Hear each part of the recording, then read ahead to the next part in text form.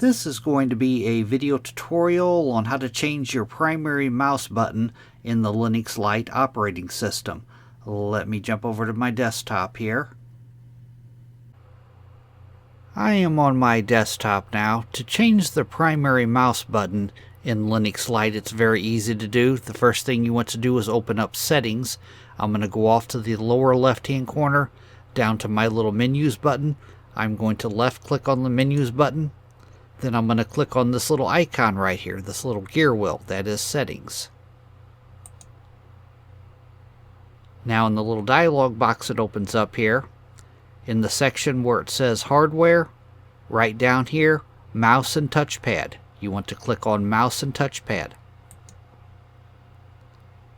And on the screen that opens up here, I am on the Devices tab, and right down here, Buttons, left-handed or right-handed. By default, it's probably set to right-handed. Right-handed means your left mouse button will be your clicking button, but if you want to change that, you just click on left-handed. Now my clicking button has become my right button. And to change it back, I'm just going to click on the right-handed button.